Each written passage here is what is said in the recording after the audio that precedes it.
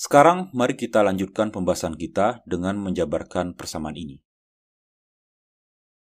Persamaan ini dapat kita jabarkan lagi menjadi X sama dengan ini dikalikan dengan ini dikali ini ditambah ini dikali ini kemudian ini ditambahkan dengan ini dikali ini. Kemudian karena di sini negatif, maka kita bisa menuliskan bahwa ini dikurangkan dengan ini dikali ini. Kemudian ini juga sama dengan ini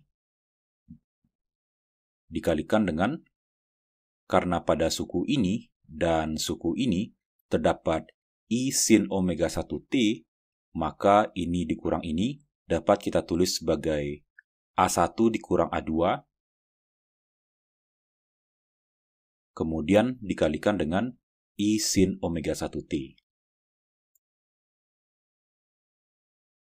Kemudian, karena pada suku ini dan suku ini terdapat cos omega 1T, maka suku ini ditambah suku ini dapat ditulis sebagai positif A1 ditambah A2, kemudian dikalikan dengan cos omega 1T.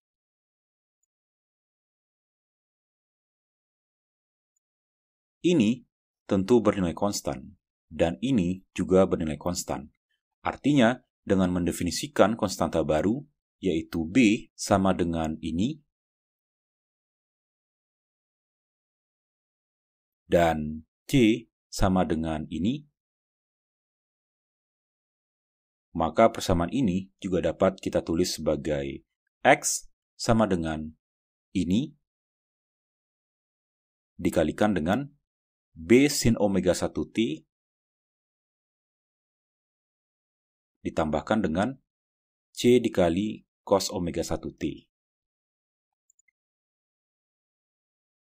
Kemudian, kita mengetahui bahwa dalam trigonometri, cos dari omega 1T ditambah sebuah konstanta, yaitu psi misalnya, tentu dapat kita tulis sebagai cos omega 1T dikali cos psi, kemudian ditambahkan dengan sin omega 1T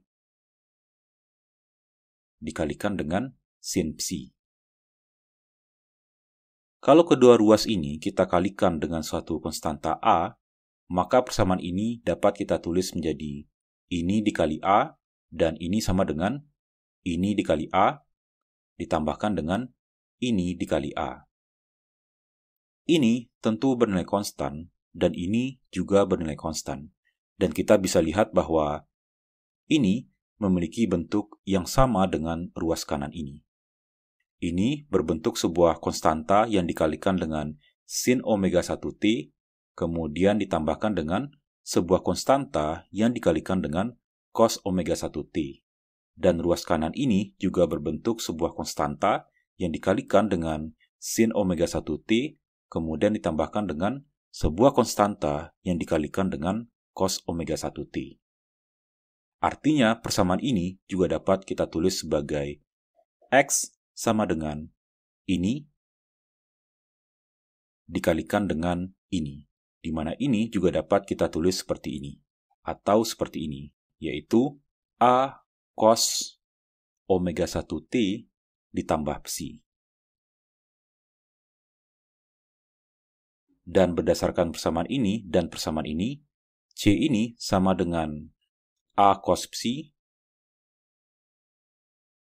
dan B ini sama dengan A sin psi. Kemudian, tentu persamaan ini juga dapat kita tulis dalam bentuk X sama dengan A dikali E pangkat minus gamma T, kemudian dikalikan dengan ini.